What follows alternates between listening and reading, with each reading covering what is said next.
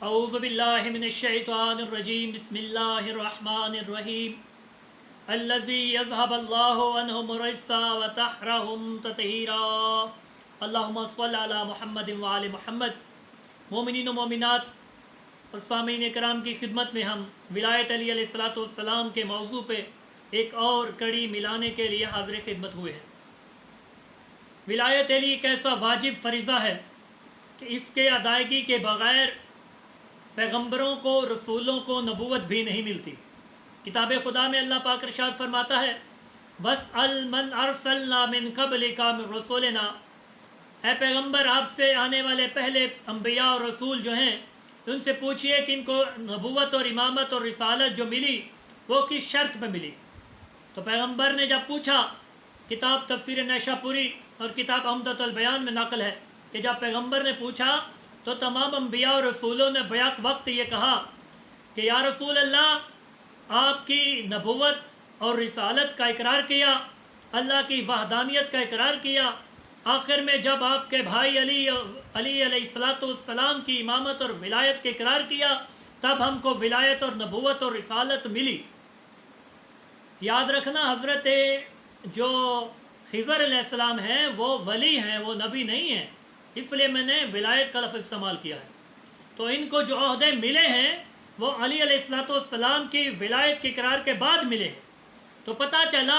یہ ایسا واجب عمل ہے کہ اگر وہ انبیاء بھی نہ کریں تو ان کو بھی منصب عطا نہیں ہوتے۔ اور ایک روایت ہے بحار الانوار میں نقل ہے، اس کے علاوہ حلیۃ المتقین جو ہے، حلیۃ الاولیاء جو ہے اس میں بھی ہے، حافظ ابو نعیم نے لکھا ہے کہ پیغمبر نے فرمایا یا علی، اللہ نے حدیث قدسی میں مجھ سے بیان کیا کہ جب اللہ نے تمام انبیاء کو عہدہ نبوت عطا کیا تو سب سے پہلے اپنی وحدانیت کا اقرار لیا، اس کے بعد میری رسالت کا اقرار لیا، اس کے بعد تیری ولایت کا اقرار لیا۔ پھر نقل ہوا کہ جب کوئی بندہ میری وحدانیت کا اقرار کرے، تیری رسالت کا اقرار کرے، مگر تیرے بھائی علی کی ولایت کا انکار کر دے تو میں اسے جہنم داخل کروں گا۔ یا اللہ اس کی وجہ کیا ہے؟ سوال اٹھتا ہے نا کہ بھائی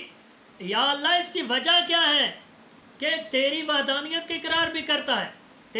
تیرے نبی کی رسالت کا اقرار بھی کرتا ہے، مگر تیرے ولی کی ولایت کا انکار کرتا ہے تو اسے تو جہنم میں جو ہے داخل کرتا ہے۔ اس کی وجہ تو اللہ پاک فرماتا ہے کہ میری وحدانیت اسے سمجھ ہی نہیں آتی جس کو رسول کی رسالت سمجھ نہ آئے، اور رسول کی رسالت اسے کیا پتہ چلے جس کو رسول کی رسالت کا جو شاہد ہے، جو گواہ ہے، اس کی ولایت کا انکار جو کرتا ہے۔ تو پتہ چلا کہ نہ تو اللہ کی وحدانیت کی اقرار کسی کام آئے گا، نہ رسول کی رسالت کا اقرار کسی کام آئے گا جب تک علی کی ولایت کی اقرار نہیں کرے گا۔ اور امام زین العابدین سے یہ روایت نقل ہوئی ہے، اللہ پاک فرماتا ہے اے حبیب یاد رکھ اور اس امت کو بتا دے، جو بندہ میری وحدانیت کا انکار کرے،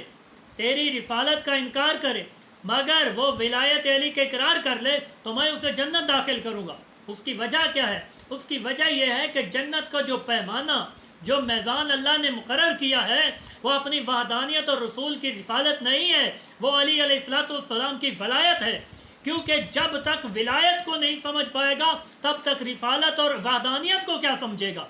ارے خدا وہ ہے جس کو رسول کہے کہ یہ خدا ہے، وہ خدا تو ہے نہیں جس کا عیسائی کہتے ہیں، وہ خدا نہیں ہے جس کا یہودی کہتے ہیں، خدا وہ ہے جس کا پیغمبر کہتے ہیں، محمد مصطفیٰ جس کے بارے میں کہتے ہیں کہ یہ خدا ہے، تو پھر وہی خدا ہے۔ اور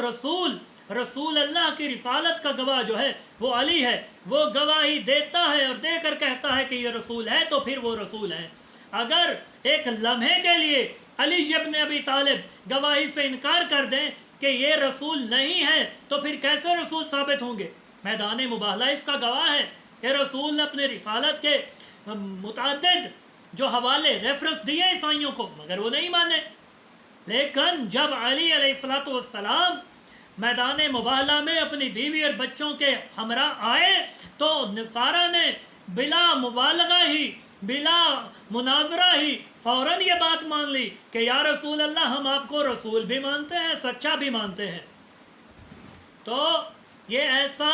واجب فریضہ ہے کہ جس کا اقرار ارے انبیاء تو ایک طرف، خود رسول خدا کے والدین کو بھی کرنا پڑتا ہے، وہ بھی نہیں جنت میں جا سکتے۔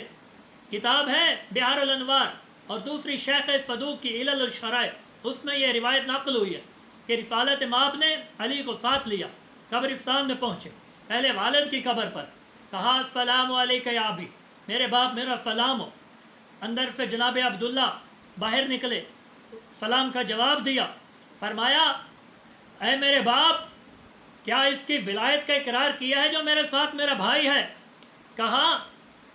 اس کی ولایت کا اقرار کیا ہے تو اسی لیے آج جنت میں ہیں۔ پھر وہاں سے چلے تو اپنی والدہ کی قبر پہ آئے، ان کو اٹھایا، ان کو سلام کیا، تو ان سے بھی یہی جملہ کہا کہ آپ نے ان کی ولایت کا اقرار کیا ہے؟ تو کہا اے میرے بیٹے محمد، جب تک اس کی ولایت کا اقرار نہیں کیا تب تک میں بھی جنت میں داخل نہیں ہو سکی۔ ارے یہ تو بات ایک طرف رہے گی، خود یہ علی جو اس کی ماں ہے، جس کا یہ بیٹا ہے، ولی ہے، اس کی خود اپنی ماں بھی جو ہے وہ بھی اس کی ولایت کے اقرار کے بغیر جنت میں نہیں جا سکتی۔ تفسیر قمی ہے، اس میں یہ واقعہ نقل ہوا کہ جب پیغمبر نے علی کی والدہ کو